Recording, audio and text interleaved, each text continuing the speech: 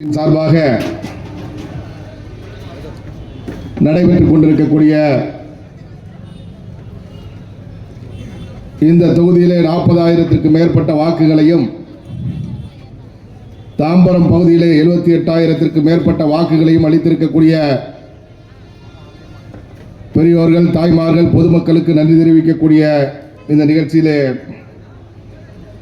நன்றி தெரிவிப்பது மட்டுமின்றி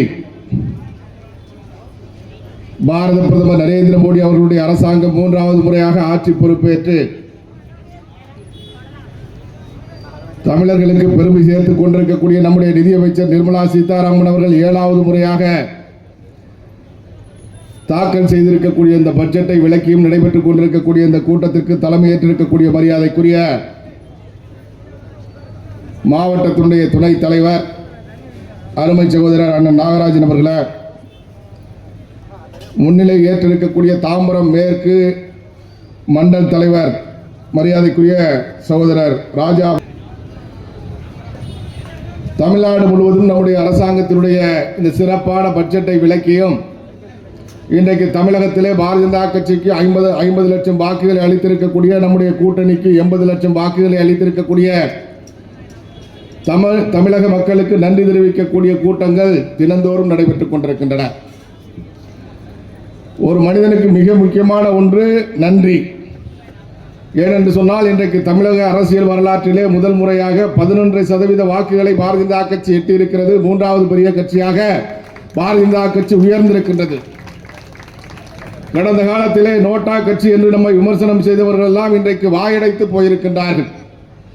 அது மட்டுமல்ல, தாம்பரம் போன்ற பகுதிகளிலே 40,000 வாக்குகளை வாங்கி இருக்கின்றோம் என்று சொன்னால் நிச்சயமாக நம்முடைய கட்சியினுடைய நிர்வாகிகளுக்கு, தொண்டர்களுக்கு இந்த திராவிட முன்னேற்ற கழகத்தை சேர்ந்த நிர்வாகிகளால, அவர்களுடைய வழிகாட்டுதல் பேரில் காவல்துறையால நம்முடைய நிர்வாகிகளுக்கு அச்சுறுத்தல்கள் ஏற்படுவதற்கான வாய்ப்பு இருக்கின்றது. ஏனென்று சொன்னால் அடுத்த கட்டத்திற்கு நாம் வந்திருக்கின்றோம். இவ்வளவு நாளாக நம்மை விமர்சித்துக் கொண்டிருந்தவர்கள், நாம் வெற்றி பெற முடியாது என்று நினைத்துக் கொண்டிருந்தவர்கள், நோட்டாவுக்கு கீழே தான் வாக்கு வாங்க முடியும் என்று நினைத்துக் கொண்டிருந்தவர்கள் இன்றைக்கு 3வது பெரிய கட்சியாக உயர்ந்திருக்கின்றோம் என்று சொன்னால் அதை ஏற்றுக்கொள்ள முடியுமா என்பதை நீங்கள் சிந்தித்து பார்க்க வேண்டும்.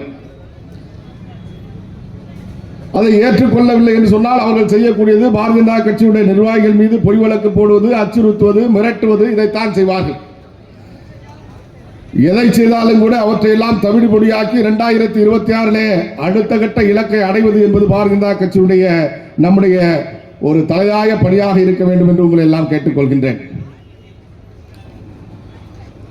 திராவிட முன்னேற்ற கழகத்தினுடைய பொய் பிரச்சாரத்தை மீறி, திராவிட முன்னேற்ற கழகத்தினுடைய அச்சுறுத்தலை மீறி, திராவிட முன்னேற்ற கழகம் கொடுத்த 500, 1000 பணத்தை மீறி இன்றைக்கு தமிழகத்திலே நம்முடைய கூட்டணிக்கு 80 லட்சம் மக்கள் வாக்களித்திருக்கின்றார்கள் என்று சொன்னால், தாம்பரத்திலே 40,000க்கும் மேற்பட்ட வாக்குகள், இந்த தாம்பரத்திலே 78,000க்கும் மேற்பட்ட வாக்குகளை அளித்திருக்கின்றார்கள் என்று சொன்னால், அந்த மக்களை நாம் தொழ வேண்டும், அவர்களை வணங்க வேண்டும். கண்டிப்பாக அப்படிப்பட்ட மக்களுக்கு தமிழ்நாடு முழுவதும் தொகுதி வாரியாக மட்டுமல்ல, மாவட்டம் வாரியாக மட்டுமல்ல, வீடு வீடாக சென்று நன்றி தெரிவிக்க வேண்டும் என்று நாம் திட்டமிட்டிருக்கின்றோம். பாரதிய ஜனதா கட்சி வீடு வீடாக சென்று நாம் துண்டு பிரசுரங்களோடு மக்களை சந்தித்து நம்முடைய நன்றிகளை தெரிவிக்க வேண்டும் என்று திட்டமிட்டு அதை நோக்கி நாம் சென்று கொண்டிருக்கின்றோம்.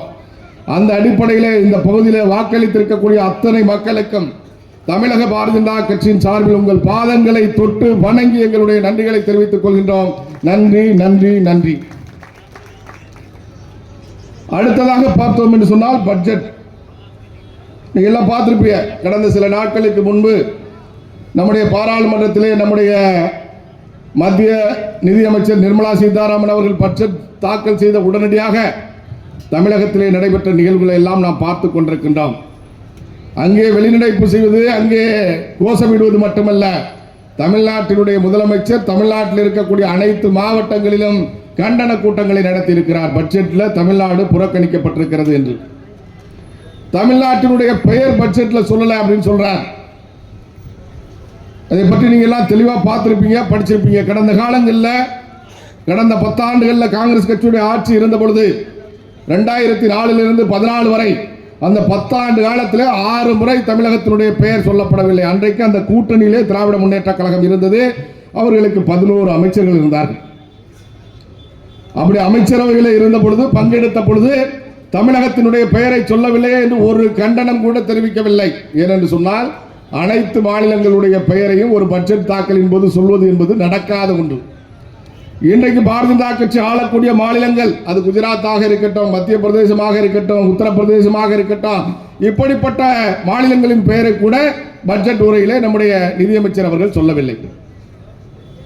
ஆனால் இவர் மட்டும் என்ன செய்கின்றார் என்று சொன்னால், தமிழ்நாடு முழுவதும் கண்டன கூட்டங்களை நடத்தி பாரதிய ஜனதா கட்சி தமிழ்நாட்டை புறக்கணித்து விட்டது, தமிழ்நாடு என்ற பெயரையே உச்சரிக்கவில்லை. ஏதோ நாட்டில் இருக்கக்கூடிய இந்திய நாட்டில் இருக்கக்கூடிய அனைத்து மாநிலங்களுடைய பெயரையும் உச்சரித்து விட்டதை போலவும், தமிழ்நாட்டினுடைய பெயரை மட்டுமே நிதியமைச்சர் உச்சரிக்காததை போலவோ தன்னுடைய கண்டனத்தை தெரிவிப்பது மட்டுமல்ல, நிதி ஆயோக் கூட்டத்திலே கலந்து கொள்வதையும் நான் அதை புறக்கணிக்கிறேன் என்று அறிவிப்பு கொடுத்திருக்கின்றார். கண்டன கூட்டங்கள் நடத்தி தமிழ்நாட்டு மக்கள் மத்தியில் ஏன் சொன்னா இப்ப வாங்கி இருக்கக்கூடிய வாக்கை பார்த்து அச்சம் வந்துருச்சு திராவிட முன்னேற்ற கழகத்திற்கு. 80 லட்சம் வாக்குகளை தமிழ்நாட்டிலே பாரதிய ஜனதா கட்சி பெற்றுவிட்டது. பாரதிய ஜனதா கட்சி தமிழ்நாட்டிற்குள் அடி வைக்க முடியாது என்று சொல்லிக் கொண்டிருந்தோமே, 80 லட்சம் மக்கள் வாக்களித்திருக்கின்றார்களே என்பதை பார்த்து ஏற்றுக்கொள்ள முடியாத திராவிட முன்னேற்ற கழகம் இந்த மக்கள் மத்தியில் 2026 தேர்தலிலே பாரதிய ஜனதா கட்சிக்கு எதிரான ஒரு மனநிலையை உருவாக்க வேண்டும் என்ற நோக்கத்தோடு இன்றைக்கு இந்த பொய்யான பிரச்சாரத்தை தமிழ்நாடு முழுவதும் செய்து கொண்டிருக்கின்றார்கள். நிதி ஆயோக் கூட்டத்தில் கலந்து கொள்ளவில்லை முதலமைச்சர். ஒரு முதலமைச்சராக இருக்கக்கூடியவர் இந்த நாட்டு மக்களுடைய பிரச்சனைகளை, தேவைகளை நிதி ஆயோக் கூட்டம் ஆண்டுக்கு ஒரு முறை நடக்கின்ற பொழுது அங்கே சென்று பிரதமரிடம் வலியுறுத்த வேண்டும், கேட்க வேண்டும், பெற்று வர வேண்டும். ஆனால் அதற்கு தகுதியற்ற ஒரு முதலமைச்சராக நம்முடைய முதலமைச்சர் இருந்து கொண்டிருக்கின்ற காரணத்தினாலே இந்த ஆண்டு மட்டுமல்ல, கடந்த ஆண்டும் செல்லவில்லை, அதற்கு முதல் ஆண்டும் செல்லவில்லை. 3 ஆண்டுகளாக அவர் ஆட்சிக்கு வந்ததற்கு பிறகு 3 கூட்டங்கள் நடைபெற்றிருக்கிறது.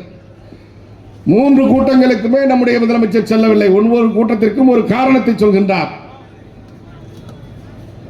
ஒரு முதலமைச்சராக இருக்கக்கூடியவர் தமிழ்நாட்டினுடைய வளர்ச்சியில அக்கறை இருக்கின்றது என்று சொன்னால், தமிழ்நாட்டுக்கு மத்திய அரசாங்கத்திடமிருந்து அதிகமான நிதியை பெற்று வர வேண்டும் என்ற எண்ணம் இருக்கின்றது என்று சொன்னால், தமிழ்நாட்டு மக்களுடைய வாழ்க்கையிலே வளர்ச்சியை ஏற்படுத்த வேண்டும் என்ற ஆர்வம் இருக்கின்றது என்று சொன்னால், கூட்டத்திலே சென்று கலந்து கொண்டு தமிழ்நாட்டினுடைய தேவைகள் என்ன இருக்கின்றது, எதற்கு எந்தெந்த திட்டங்களுக்கு என்ன நிதி தேவைப்படுகிறது, அதை பிரதமர் வழங்க வேண்டும், இந்த கூட்டத்திலே முடிவு செய்ய வேண்டும் என்று அவர் வலியுறுத்தி இருக்க வேண்டும். ஆனால் கூட்டத்தை புறக்கணித்து விட்டதாக சொல்கின்றார். தமிழ்நாட்டு மக்களை ஏமாளிகளாக பார்க்கக்கூடிய கட்சி திராவிட முன்னேற்ற கழகம். இந்த பட்ஜெட்ல தமிழ்நாட்டு பேரை சொல்லலாம் அளிக்கக்கூடிய நிதி இதுவரை இந்திய நாட்டில் இல்லாத அளவிற்கு மிகப்பெரிய ஒரு தொகையை நிதியமைச்சர் இன்றைக்கு பட்ஜெட்டிலே தாக்கல் செய்திருக்கின்றார். அப்படி தாக்கல் செய்திருக்கக்கூடிய பட்ஜெட்டிலே வழங்கக்கூடிய நிதி என்பது கண்டிப்பாக நம்முடைய தமிழ்நாட்டுக்கு கிடைக்கும். அதில் எந்த விதமான மாற்றமும் கிடையாது. எந்தெந்த திட்டங்களுக்கு நிதி ஒதுக்கப்பட்டிருக்கின்றதோ அந்தந்த திட்டங்கள் தமிழ்நாட்டிலே பயன்பெறும். எதுக்காக பீகாருக்கு கொடுத்திய, எதுக்காக ஆந்திர பிரதேசத்துக்கு கொடுத்திய அப்படிங்கிற மாதிரியான ஒரு பிரச்சாரத்தை செய்து கொண்டிருக்கின்றார்கள். ஆந்திர பிரதேசம் என்பது பிரிக்கப்பட்ட இத்தனை ஆண்டுகளான பின்பும் கூட அந்த மாநிலத்திற்கு தலைநகரம் கிடையாது. அமராவதியை தலைநகரமாக உருவாக்க வேண்டும் என்று அன்றைக்கு சந்திரபாபு நாயுடு அவர்கள் அறிவித்தார்கள்.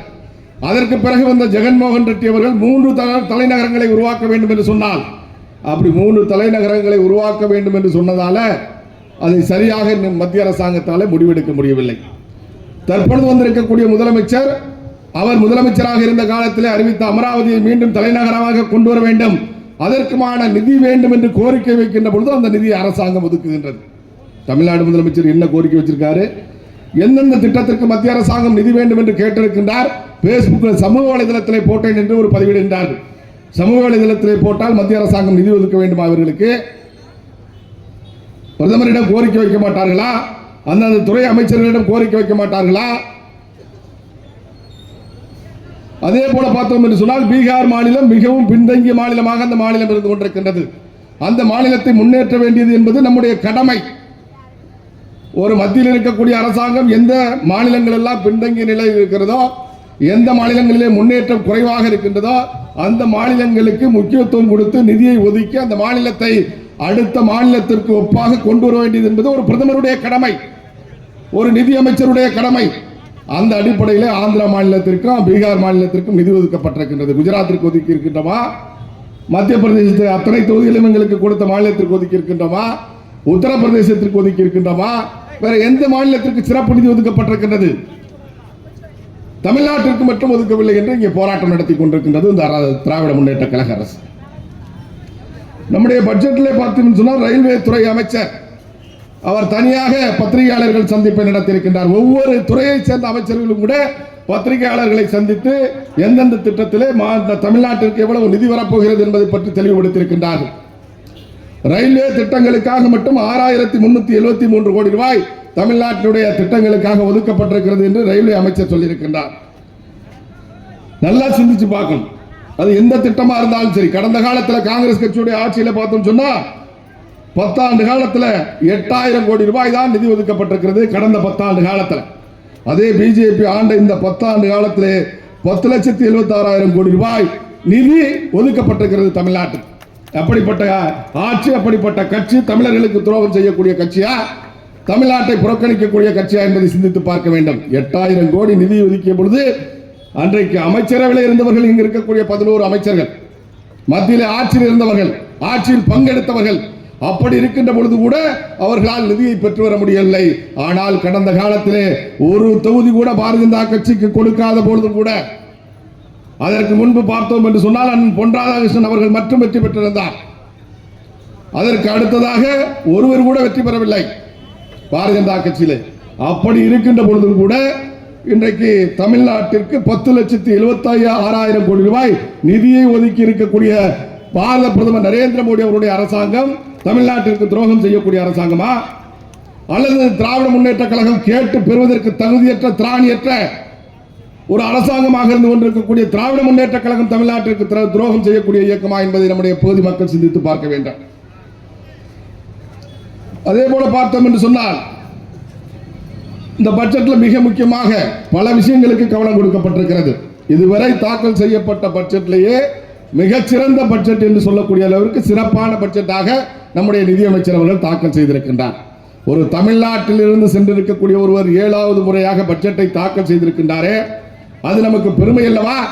ஆனால் திராவிட முன்னேற்ற கழகம் தமிழர்கள் மேலே வருவதை எந்த காலத்திலும் ஏற்றுக்கொண்டது கிடையாது. அது நிர்மலா சீதாராமன் அவர்களாக இருந்தாலும் சரிதான், அது அப்துல் கலாம் அவர்களாக இருந்தாலும் சரிதான், GK மூப்பனாராக இருந்தாலும் சரிதான். ஜனாதிபதியாவதையும் ஆதரிக்கவில்லை. பிரதமராக வர வேண்டியதை வரவிடாமல் செய்த திராவிட முன்னேற்ற கழகம் இப்பொழுது நம்முடைய நிதியமைச்சரை எந்தெந்த வகையிலெல்லாம் கேலி செய்யலாம், கிண்டல் செய்யலாம், ஊருகா மாமி என்று சொல்வது, பல வகைகளிலே கேலி செய்வது என்று தமிழ்நாட்டிற்கு கிடைத்திருக்கக்கூடிய ஒரு மிகப்பெரிய பெயரை இன்றைக்கு அசிங்கப்படுத்திக் கொண்டிருக்கக்கூடிய கட்சி திராவிட முன்னேற்ற கழகம். இந்த பட்ஜெட்டில் பார்த்தோம் சொன்னா மிக முக்கியமாக இளைஞர்களுக்கு வேலை வாய்ப்பை உருவாக்க வேண்டும் என்பதற்காக பாரதிய ஜனதா கட்சி மிகப்பெரிய கவனத்தை கொடுத்திருக்கின்றது. இன்றைக்கு இளைஞர்கள் வேலைக்கு செல்ல வேண்டும் என்று சொன்னால், மிகப்பெரிய நிறுவனங்களிலே வேலைக்கு செல்கின்றார்கள் என்று சொன்னால், இந்த பட்ஜெட்டில் 1 மாத காலத்திற்கான அவர்களுடைய ஊதியம் 1 லட்சம் ரூபாய்க்கு குறைவாக இருக்குமே. ஆனால் அந்த ஊதியத்தை 1 மாத காலத்திற்கான ஊதியத்தை அந்த கம்பெனிகளுக்கு அரசாங்கம் வழங்கும் என்று அவர்கள் வேலைக்கு அதிகமானவர்களை எடுப்பதற்காக, ஊக்கப்படுத்துவதற்காக ஒரு திட்டத்தை நம்முடைய நிதியமைச்சர் அவர்கள் அறிவித்திருக்கின்றார். காங்கிரஸ்காரன் என்ன சொல்றான்? பட்ஜெட்டு ஏமாற்றம் அளிக்கக்கூடிய பட்ஜெட்ல ஒண்ணுமே இல்லை. அதுவும் டிஆர்பி ராஜா சொல்லும்போது இந்த பட்ஜெட் ஒரு குப்பை அப்படின்னு சொல்றார். அப்படி சொல்லக்கூடிய காங்கிரஸ் கட்சி என்ன சொல்லுது? அடுத்ததா பார்த்தோம் சொன்னா, இளைஞர்களுக்கு வேலை வாய்ப்பு கொடுப்பதற்கான திட்டம் இது. அதே போல இளைஞர்கள் தொழில் பயிற்சியில 20 லட்சம் இளைஞர்களுக்கு தொழில் பயிற்சி கொடுப்பதற்காக அவர்கள் சேருகின்ற பொழுது 6000 ரூபாயும் மாதம் 5000 ரூபாயும் வழங்கி அவர்களை ஊக்கப்படுத்துவதற்கான திட்டத்தை அறிவித்திருக்கின்றார். அதற்கெல்லாம் என்ன சொல்றாருன்னு சொன்னா, இவர்கள் பார்த்தோம் என்று சொன்னால் இந்த பட்ஜெட்டை குப்பை பட்ஜெட் என்று சொல்கிறார்கள். இப்படி வேலை வாய்ப்பை உருவாக்க வேண்டும், இந்திய நாட்டில் இருக்கக்கூடிய இளைஞர்களுக்கு தொழில் பயிற்சியை கொடுத்து அவர்கள் வேலை தேடி செல்லக்கூடியவர்களாக அவர்களை மாற்ற வேண்டும். அத்தனை பேரும் தொழில் செய்யக்கூடியவர்களாகவும் பணியாற்றக்கூடியவர்களாகவும் மாற வேண்டும் என்பதற்காக மட்டும் இந்த அரசாங்கம் மிகப்பெரிய கவனத்தை கொடுத்திருக்கின்றது. அதுக்கான நிதியை ஒதுக்கி இருக்கின்றார்கள். அதே போல விவசாயத்துறையில மேம்பாடு எடுத்து ஏற்படுத்த வேண்டும் என்பதற்காக, விவசாயம் கடந்த காலத்தில் எப்படி இருந்தது, இப்பொழுது எப்படி இருக்கிறது என்பது நமக்கு தெரியும். கடந்த காலத்தில் இப்போ எங்கள் பகுதியெல்லாம் முழுக்க முழுக்க விவசாயம் சார்ந்திருக்கக்கூடிய பகுதி. நான் கிராமத்துக்காரன்.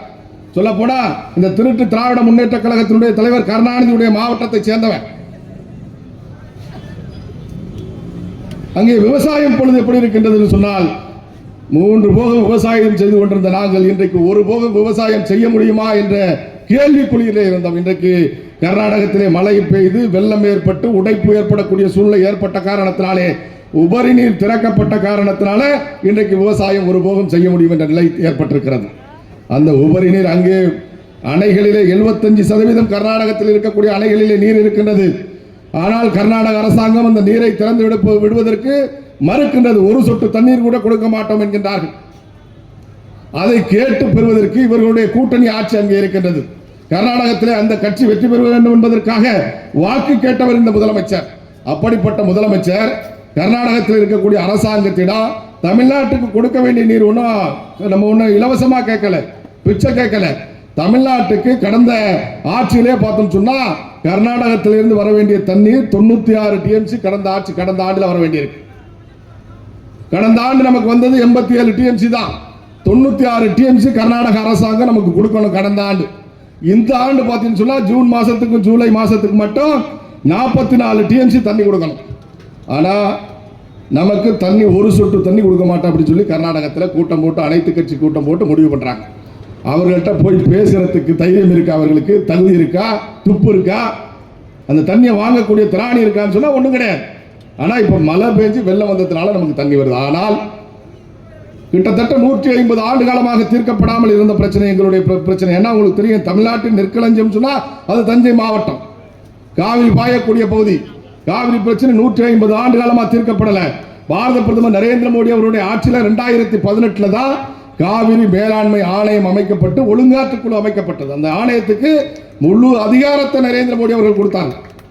அந்த ஆணையம் இன்னைக்கு என்ன சொல்லுதுன்னு சொன்னா, கடந்த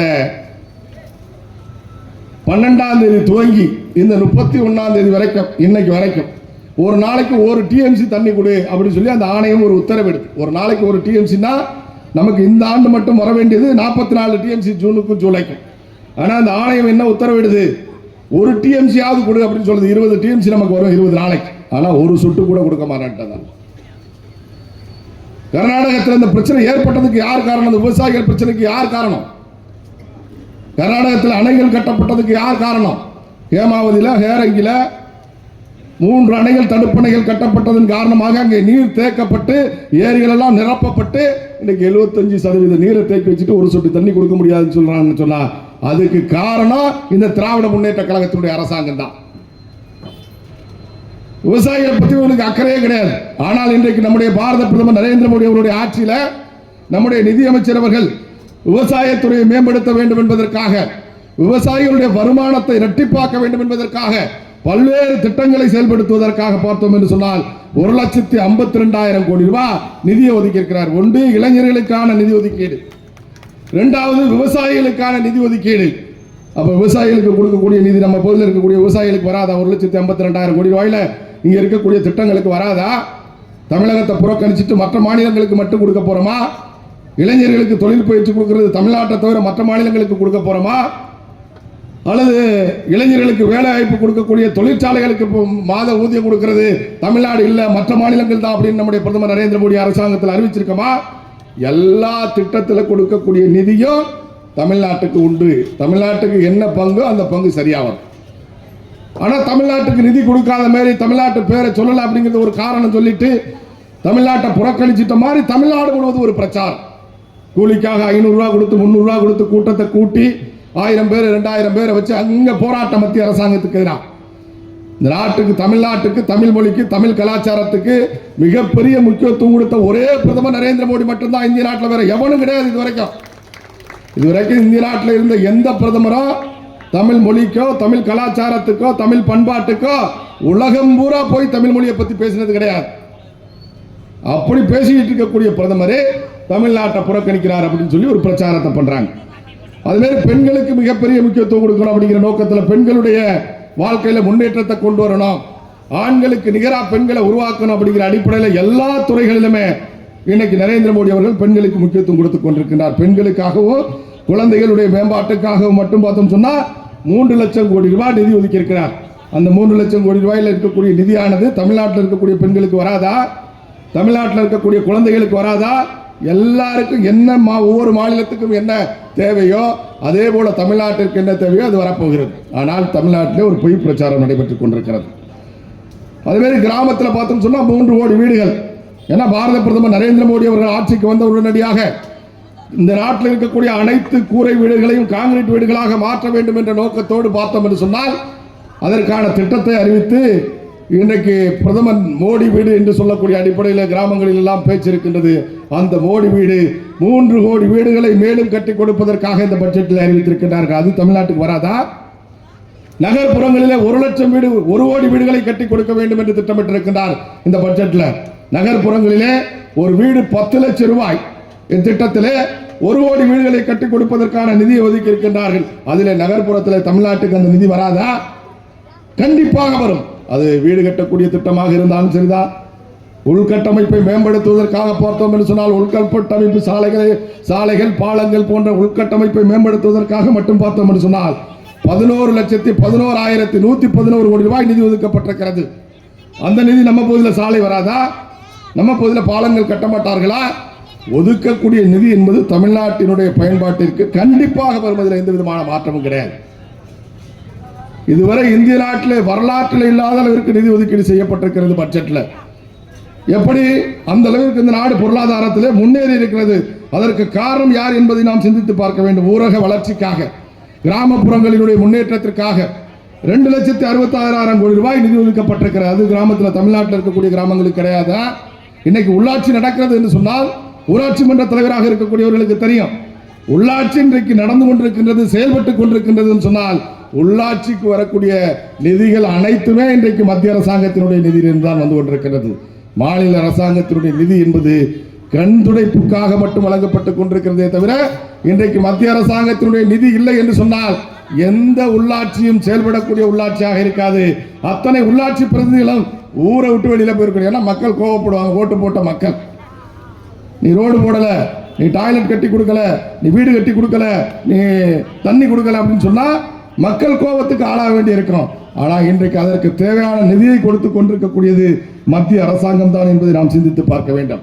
கடந்த காலத்திலே பார்த்தோம் என்று சொன்னால் தமிழ்நாட்டில் முத்ரா கடன் வாங்கியவர்களே மிக அதிக எண்ணிக்கை தமிழ்நாடு.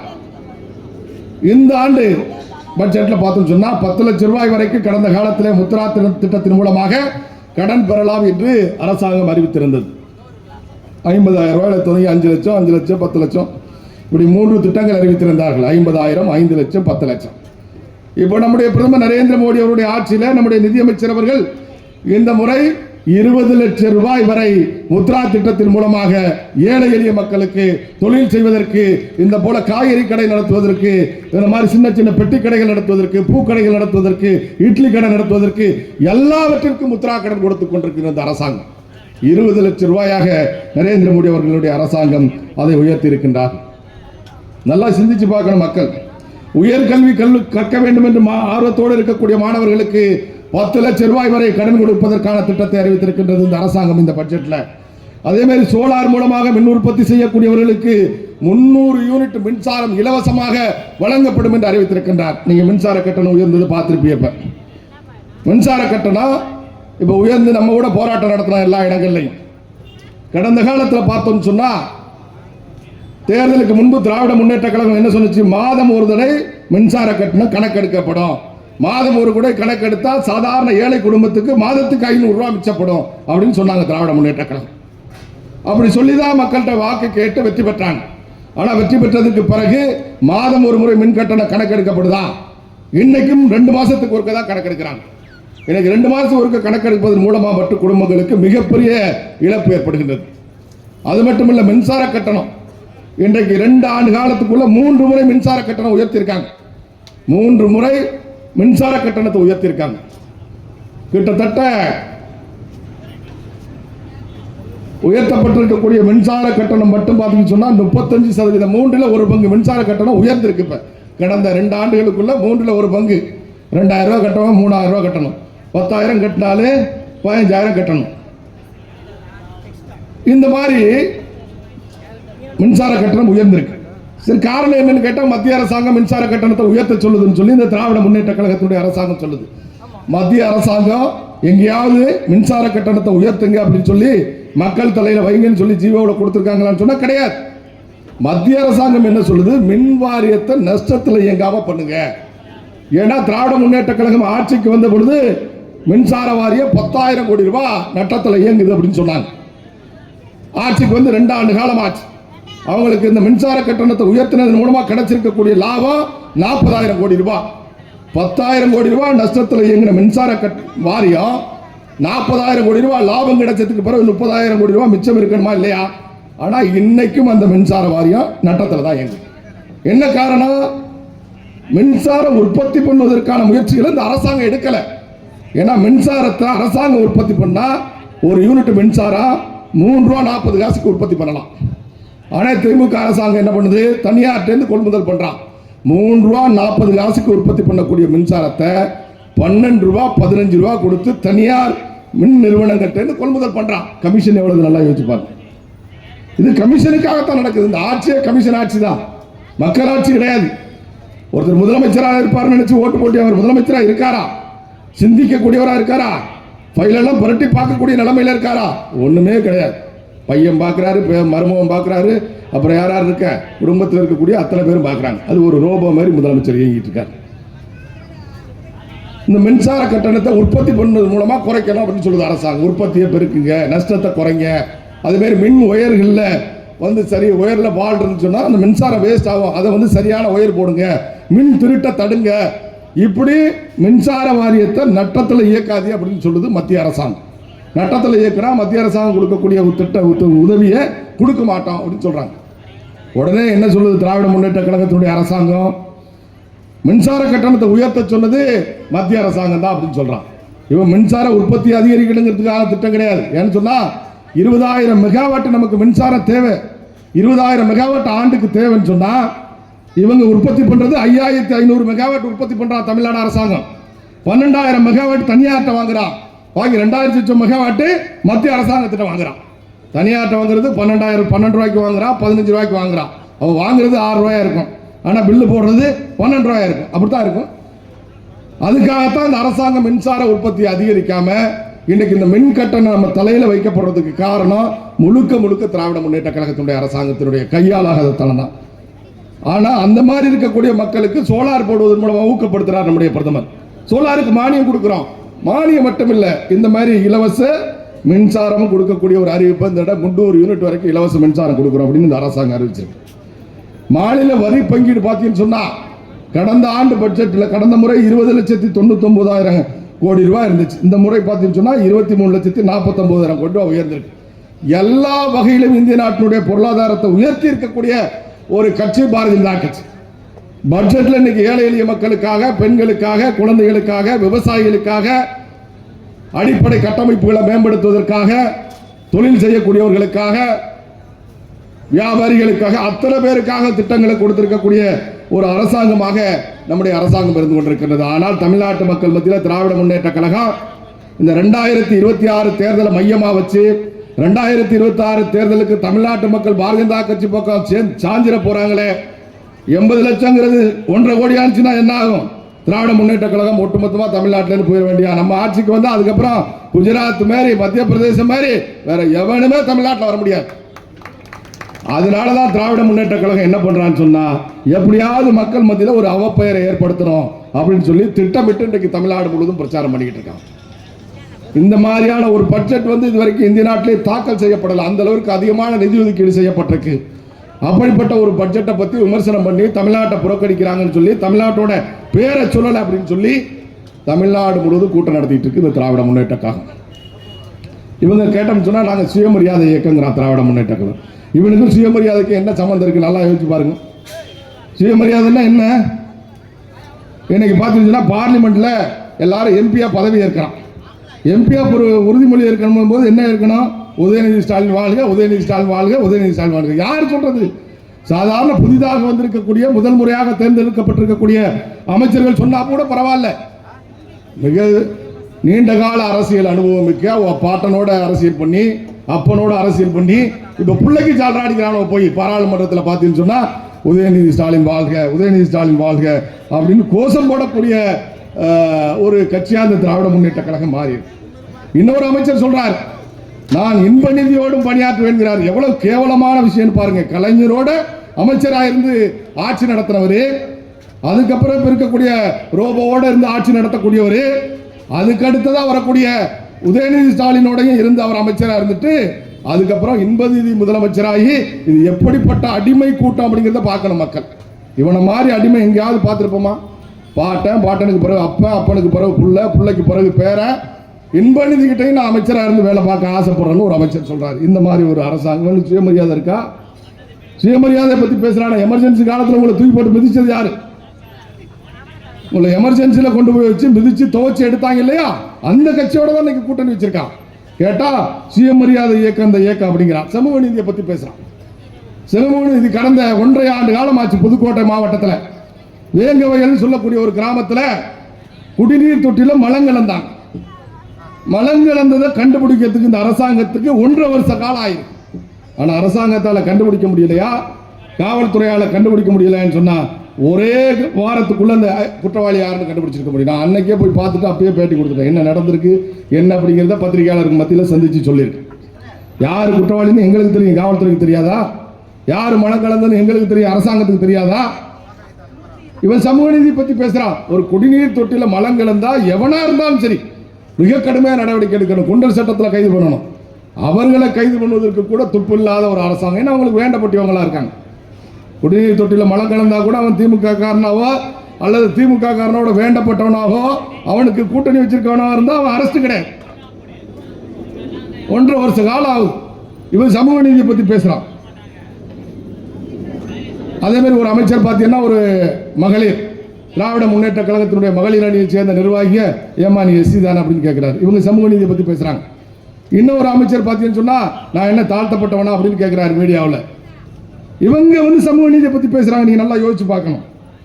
அதே மாதிரி சமூக நீதியை பத்தி பேசக்கூடிய திராவிட முன்னேற்ற கழகம் திருமாவளவன் அவர்கள் கேட்டார பொது தொகுதி எனக்கு கொடுங்கன்னு கேட்டார, கொடுத்தாங்களா? இவங்க தான் சமூக நீதியில மிகச்சிறந்தவர்களாச்ச. பாரதிய ஜனதா கட்சி இன்னைக்கு மத்தியில் இருக்கக்கூடிய அமைச்சர்கள் இதுவரைக்கும் இந்திய நாட்டில் அமையப்பட்ட அரசாங்கத்தில் அதிக அமைச்சர்கள் பட்டியல் சமுதாயத்தை சேர்ந்தவர்கள் இருக்கக்கூடிய கட்சி பாரதிய ஜனதா கட்சி. தமிழ்நாட்டில் 2 முறை நம்முடைய அமைச்சர் எல்முருகன் அமைச்சராக இருக்கோம். 2 முறை ராஜ்யசபா கொடுத்திருக்கோம். ஆனா இவங்க பார்த்தோம்னு சொன்னா திருமாவளவன் பொது தொகுதி கேட்டார கொடுக்க முடிஞ்சா இல்ல. இப்ப துணை முதலமைச்சர் பையனை தயார் பண்ணிட்டு இருக்காரு. இன்னும் 1 மாதத்துல நடந்துடும் நினைக்கிறேன் பட்டாபிஷேகம். இன்னும் 1 மாதத்துல பட்டாபிஷேக விழா தமிழ்நாட்டில் நடக்க போகுது.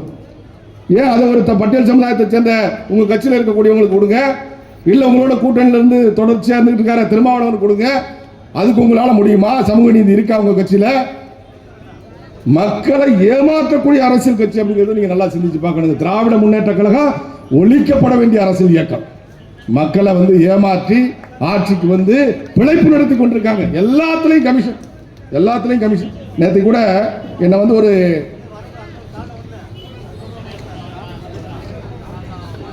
நேற்றுக்கு ஒரு எங்களுடைய பகுதியில் இருக்கக்கூடிய ஒரு தொழிற்சங்கத்தை சேர்ந்தவங்க சந்திச்சாங்க. அவங்க சொல்லியிருக்கக்கூடிய விஷயத்தை நான் சொல்றேன். என்னன்னு சொன்னா கடந்த காலத்தில் இவர் சிஎம்முக்கு கடிதம் போட்டிருக்காங்க, எல்லாருக்கும் கடிதம் போட்டிருக்காங்க. தமிழ்நாட்டில் இருக்கக்கூடிய அத்தனை அமைச்சர்களுக்கு, மாவட்ட ஆட்சித்தலைவருக்கு எல்லாருக்கும் கடிதம் கொடுத்துருக்காங்க. கடந்த காலத்தில் பார்த்தோம் சொன்னா இவங்க அரசாங்கத்துக்கு நேரடியா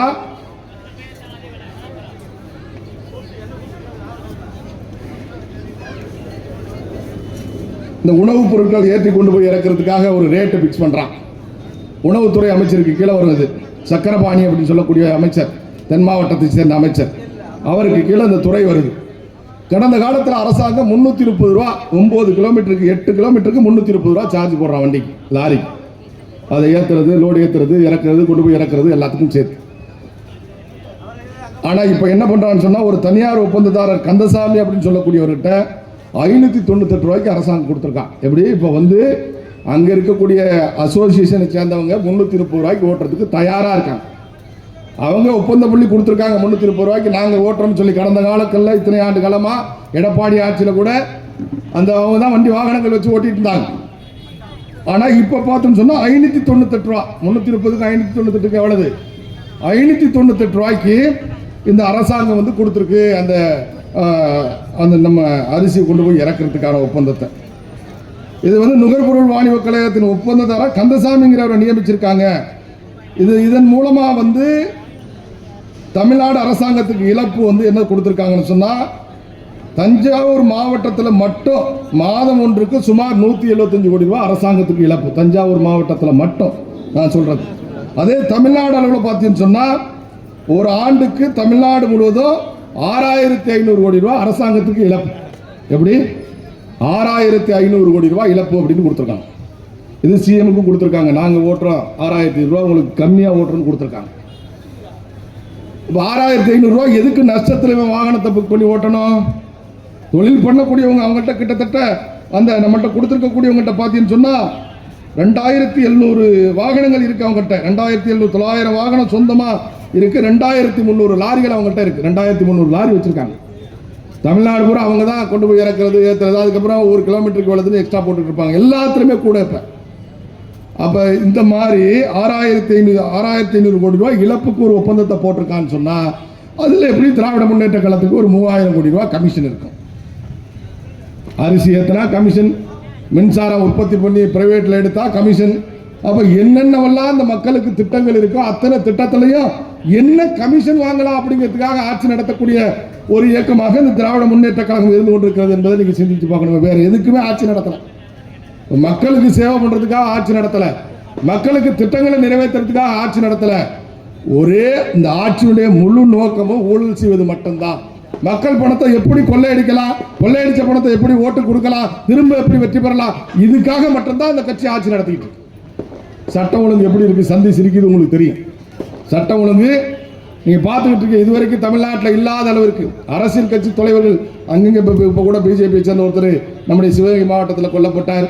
அதுக்கு முன்னாடி நம்முடைய இங்கே பார்த்தோம்னா ஆம்ஸ்டாங் கொல்லப்பட்டார். தேசிய கட்சியினுடைய மாநில தலைவர், அதே மாதிரி பாட்டாளி கட்சி தலைவர் வெட்டப்பட்டார். அப்படி எல்லா கட்சியை சேர்ந்த நிர்வாகிகளும் இன்றைக்கு படுகொலை செய்யப்படக்கூடிய ஒரு சூழ்நிலை தமிழ்நாட்டில் இருந்து கொண்டிருக்கிறது. கட்சியை சேர்ந்த நிர்வாகிகள் மட்டுமில்லை, பொதுமக்களுக்கு பாதுகாப்பு இல்லை, ரோட்டில் நடமாட முடியல, அந்த மாதிரியான சூழ்நிலை தமிழ்நாட்டில் உருவாயிருக்கு. சட்டம் ஒழுங்கு சீர்கெட்டு போச்சு. ஒரு காலத்தில் பார்த்தோம்னு சொன்னால் அமைதி பூங்கா தமிழ்நாடுன்னு சொல்லுவாங்க. இன்னைக்கு அமைதி பூங்கா தமிழ்நாடு, சட்டம் ஒழுங்கு சீரழிந்திருக்கக்கூடிய ஒரு மாநிலமாக தமிழ்நாடு இருந்துட்டு இருக்கு. இதை பார்த்தோம்னு சொன்னால் உடனே ஒருத்தர் என்கவுண்டர் போடுறது. ஏன்னா உண்மையை வெளியில் கொண்டு வரக்கூடாது. இந்த கொலை எதுக்காக நடந்துச்சு, என்ன காரணத்துக்காக நடந்துச்சு, யார் பண்ணுன அப்படிங்கிற உண்மை வெளியில் வரக்கூடாது அப்படிங்கிறதுக்காகவே தானா ஆஜரான ஒரு ஆளை கொண்டு போய் உடனடியாக என்கவுண்டர் பண்ணுறது. இப்படிப்பட்ட ஒரு அரசாங்கமாக இந்த அரசாங்கம் இருந்துகிட்டு இருக்கு. இன்னைக்கு பார்த்தோம்னா நடக்கக்கூடிய கொலைகள், அமைச்சர் என்ன சொல்றாரு, முன்விரோத கொலைகளுக்கு நாங்கள் என்ன பண்ண முடியும் அப்படிங்கிறார். அப்புறம் எதுக்கு காவல்துறை, எதுக்கு அரசாங்கம்? முன்விரோதம் இருக்கவங்க பூரா கொலை பண்ணானா என்ன ஆகும்? நாட்டில் இருக்கக்கூடிய 50 லட்சம் பேருக்கு எப்படி முன்விரோதம் இருக்கும்? 50 லட்சம் பேருக்கு கொலை பண்ணிட்டு போகலாமா? அரசாங்கம் தலையிடாதா? காவல்துறை தலையிடாதா? எதுக்கு காவல்துறை இருக்கு? எதுக்கு உளவுத்துறை இருக்கு? எங்கெங்க பிரச்சனை இருக்கு? எங்கெங்க இது மாதிரியான மோட்டிவ் இருக்கு? யார் யாரை திட்டமிடுற? எல்லாரும் செல்லு ஓட்டு கேட்குறான்.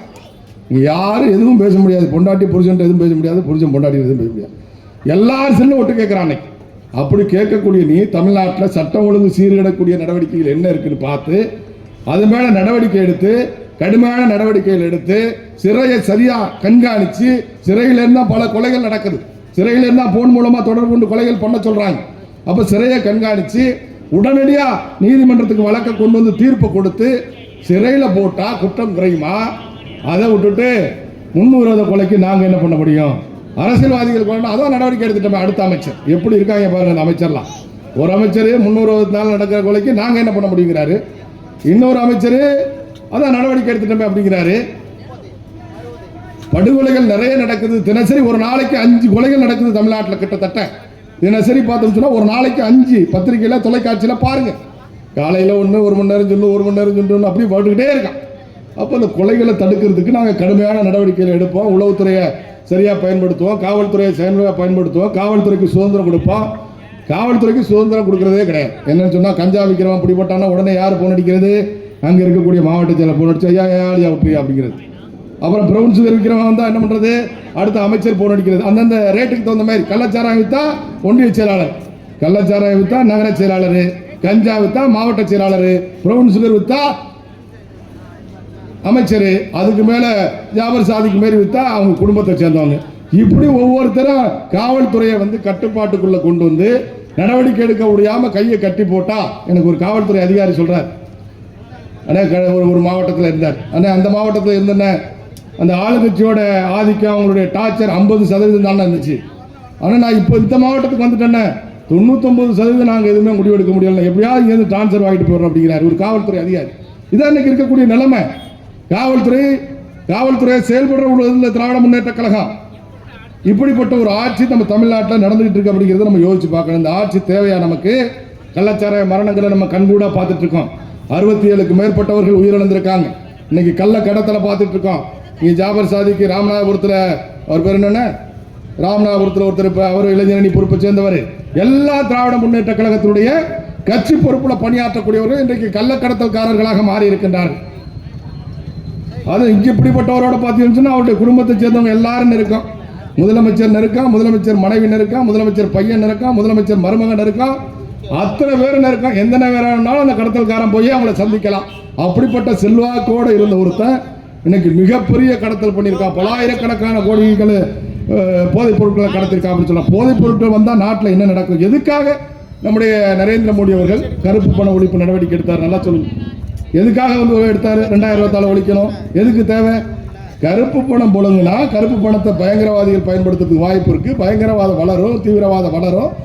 அதை கண்ட்ரோல் கொண்டு வரணும்னு சொன்னால் உடனே நம்ம இந்த மாதிரியான பண மதிப்பிழப்பு நடவடிக்கை எடுக்கணும்னு சொல்லி தான் பிரதமர் பண்ணார். இன்னைக்கு இந்த மாதிரி கள்ளக்கடத்தல் வந்துச்சுன்னு சொன்னால் ப்ரௌன் சுகர் கடத்துறது, கஞ்சா கடத்துறது, சாராயம் கடத்துறது, அவின் கடத்துறது, இப்படி என்னென்ன போதைப் பொருட்கள் இருக்கா பார்த்தீங்கன்னா கஞ்சாவை வந்து லிக்விடாக கடத்துறாங்களா இலங்கையில். ஒரு பாட்டில் போட்டு தலைவலி மருந்து மாதிரி, தலைவலி தைலம் மாதிரி கஞ்சாவை வந்து தண்ணியாக்கி கடத்துறாங்களா. என்னென்னவெல்லாம் இருக்க கடத்திட்டு இருக்காங்க. அதில் எங்களுடைய பகுதி கொஞ்சம் அதிகம். சென்னையில் விற்பனை ஏரியா, அது கடத்தல் ஏரியா. இங்கே விற்பனை ஏரியா, எங்கள் பகுதி கடற்கரை ஓரம் பூரா கடத்தல் ஏரியா. அப்போ இந்த மாதிரி கடத்தல் நடந்துச்சுன்னா என்ன நடக்குங்கிறத நீ யோசிங்க. பணம் வந்து கணக்கில் வராமல் நிறைய கருப்பு பணம் வரும். கணக்கில் எப்படி கொண்டு வருவாங்க? பிளாக் மணியாக தான் வரும். அப்போ பிளாக் மணியாக வரும்போது இது நிறைய கடத்துறவங்க பூரா யாருன்னு உங்களுக்கு தெரியுது, பார்த்துக்கிட்டே இருக்கீங்க. யாரும் வேற ஆள் கிடையாது. திமுக சேர்ந்து கிட்டத்தட்ட சிறுபான்மை அணி பொறுப்பாளர்கள் தான் படுத்துறாங்க. அப்போ இது பயங்கரவாதிகளுக்கு போகக்கூடிய வாய்ப்பு இருக்கு ஒரு வகையில். அந்த வகையில் நமக்கு பாதிப்பு. ரெண்டாவது வகை பார்த்தீங்கன்னு சொன்னால், இந்த நாட்டில் இருக்கக்கூடிய மிக முக்கியமான நமக்கு இருக்கக்கூடிய இந்த நாட்டினுடைய வளர்ச்சிக்கு, பொருளாதார முன்னேற்றத்துக்கு காரணமே இந்திய நாட்டில் இருக்கக்கூடிய இளைஞர்கள் திறமையானவர்களாகவும் செயல்படக்கூடியவராகவும் சுறுசுறுப்பானவர்களாகவும் இருக்காங்க அப்படிங்கிறது தான் காரணம். இந்த இளைஞர்களை போதைக்கு அடிமையாக்கி வச்சுன்னு சொன்னால், நீ கூட நேற்றுக்கு முந்தா நாள் பார்த்துருக்கு, ஒரு 17 வயசு பையன் பார்த்தீங்களா சோசியல் மீடியாவில் கஞ்சா போட்டான்னு சொல்லி ஒரு சின்ன பையனை போட்டு அது கத்தியால் அடிக்கிறான்னு சொல்கிறான். என்ன, ஒரு 17 வயசு பையன் பள்ளிக்கூடத்தில் படிக்கக்கூடிய பையனுக்கு கஞ்சா கிடைக்குது, ப்ரௌன் சுகர் கிடைக்குது.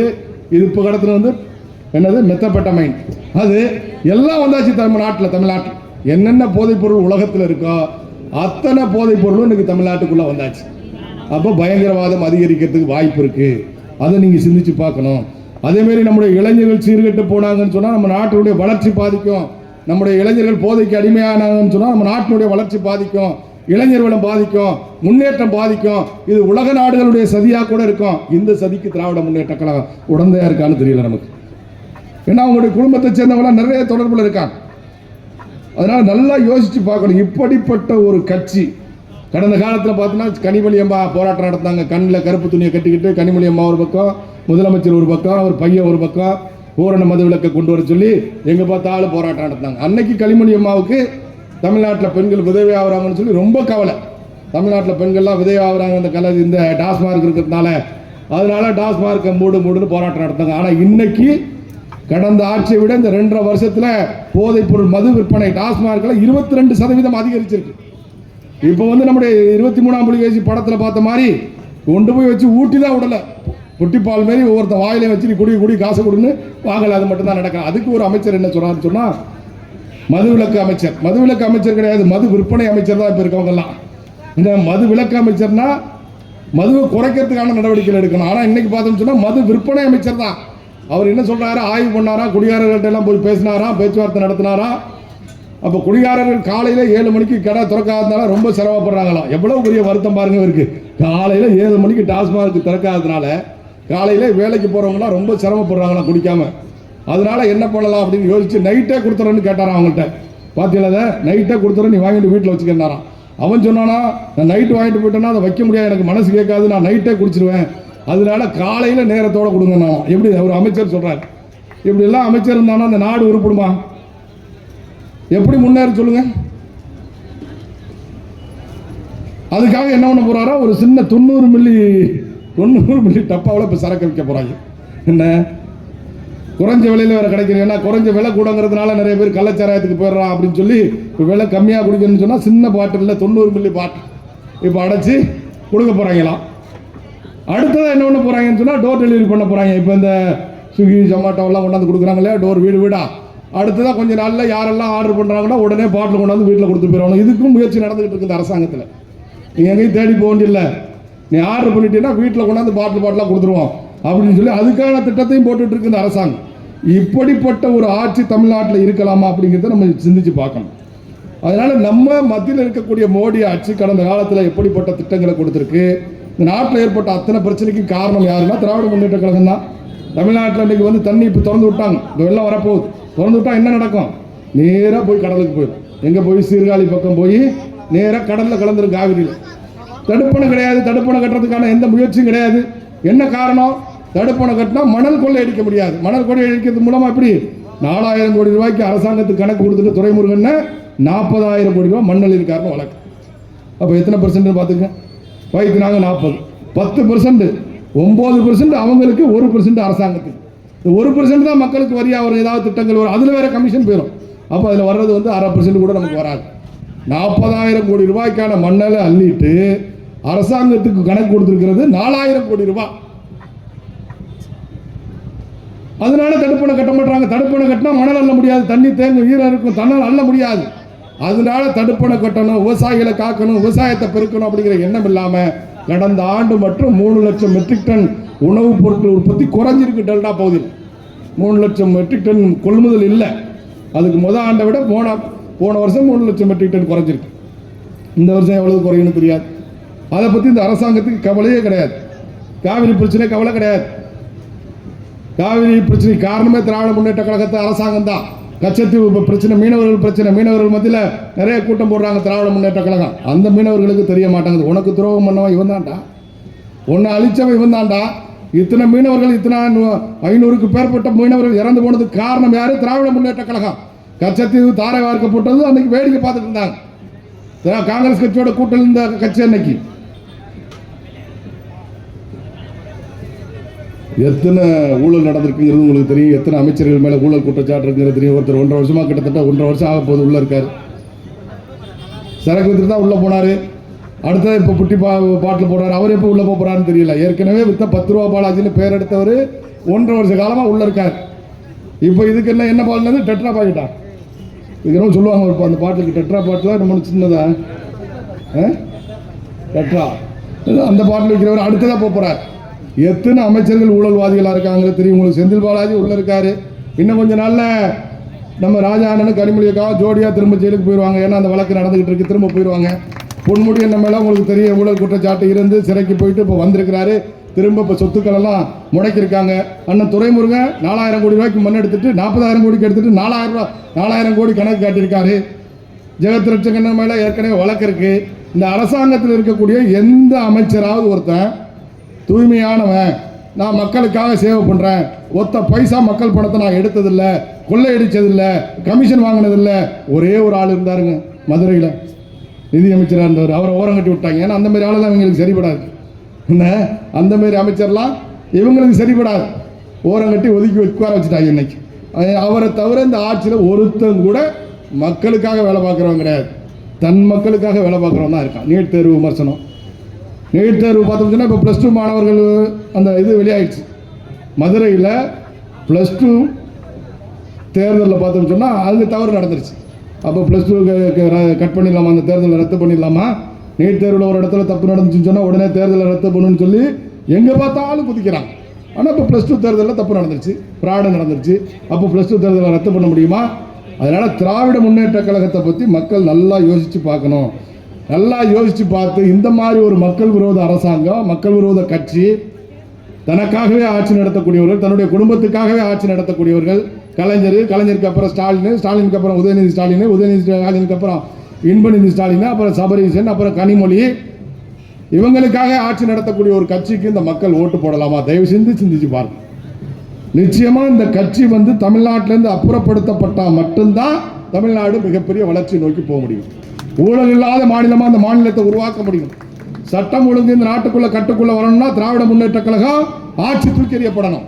போதைப் பொருட்கள் விற்பனை தடுக்கப்படணும்னு சொன்னா திராவிட முன்னேற்ற கழகத்துடைய ஆட்சி தூக்கி எறியப்படணும். மக்கள் வரக்கூடிய தேர்தலையாவது, இந்த தேர்தலுக்கு முன்னாடி பார்த்தோம்னு சொன்னா மக்கள்கிட்ட ஒரு மிகப்பெரிய புரட்சி இருந்தது திராவிட முன்னேற்ற கழகத்துக்கு எதிராக. திராவிட முன்னேற்ற கழகமா? அதுக்கு அவங்க பண்ணக்கூடிய ஊழல், அவங்க பண்ணக்கூடிய தவறுகளுக்கு எதிராக மக்கள்கிட்ட ஒரு மிகப்பெரிய எழுச்சி இருந்துச்சு. ஆனால் தேர்தல் நேரத்தில் என்ன நடந்துச்சுன்னு தெரியல. 500 ரூபா மாற்றினுச்சா, 1000 ரூபா மாற்றினுச்சா, இல்லை மகளிருக்கு வந்த அந்த உரிமை தொகைன்னு ஒரு 1000 ரூபா கொடுக்குறாங்க, அது மாற்றினுச்சா? நம்மளும் 6000 ரூபா கொடுக்குறோம் விவசாயிகளுக்கு. ஆண்டுக்கு 6000 ரூபா கொடுக்குறத இப்போ 23 லட்சம் பேர் வர வேண்டியதை கணக்கில் எடுக்காமல் வச்சிருக்காங்க அந்த அரசாங்கம். 43 லட்சம் பேர் வர வேண்டியதுக்கு 20 லட்சம் பேருக்கு நம்ம இன்னைக்கு நிதி கொடுத்துட்டு இருக்கோம்.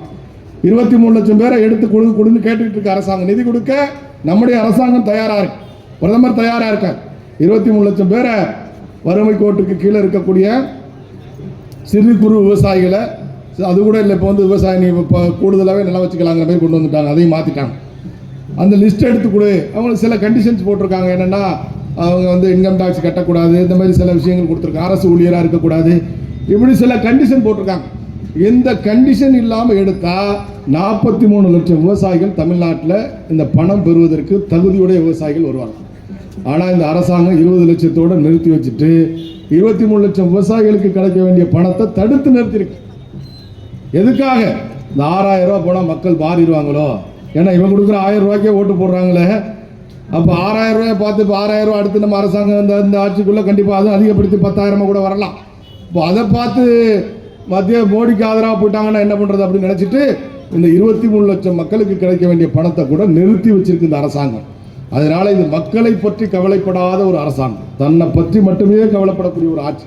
இந்த ஆட்சி தூக்கி எறியணும் அப்படிங்கிறதுல நம்முடைய தாம்பரம் பகுதி மக்கள் விழிப்போடு இருக்கணும். 78,000 வாக்குகளை அளித்த மக்களுக்கு மீண்டும் எங்களுடைய நன்றிகளை தெரிவித்து விடைபெறுகின்றோம். நன்றி, வணக்கம்.